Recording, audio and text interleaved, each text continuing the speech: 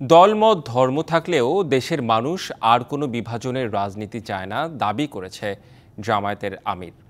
অভিযোগ করেন আওয়ামী লীগ কখনো নির্বাচন চায়নি। বলেন অন্তর্বর্তী সরকার আন্দোলনের চেতনা থেকে কাজ করলে জনগণের সমর্থন পাবে। ক্ষমতায় গেলে জামায়াতে ইসলামী জনগণের সেবক হতে চায় বলেও জানান তিনি। চকবাজারে কর্মী ও ব্যবসায়ীদের সম্মানে এক সুধী সমাবেশের আয়োজন করে বাংলাদেশ জামায়াতে ইসলামী ঢাকা মহানগর দক্ষিণ। সমাবেশে জামায়াতের নেতারা বলেন, বাংলাদেশকে জনগণ আর কোনো মাফিয়ার কাছে ইজারা দিতে চায় না। সমৃদ্ধ আধুনিক ইসলামের বাংলাদেশ আমরা গড়ে তুলব ইনশাআল্লাহ। সেটার জন্য প্রয়োজন ইসলামী নেতৃত্ব। বক্তব্যে জামায়াতের আমির বলেন, দেশের মানুষ আর কোনো বিভাজনের রাজনীতি চায় না। বাংলাদেশে আর আমরা বিভাজনের রাজনীতি চাই না। কেউ আমাদের জাতির ঐক্যকে টুকরা টুকরা করুক, এটা আমরা মানব না। আমরা চাই আমাদের জাতি জাতীয় স্বার্থে ঐক্যবদ্ধ থাকব।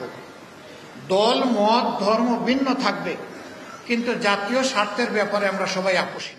আর কোনো প্রতিষ্ঠানকে পাহারা দিতে হবে এমন দেশ চায় না জামায়াত ইসলাম জানিয়ে আমির বলেন, ক্ষমতায় গেলে জামায়াত জনগণের সেবক হতে চায়।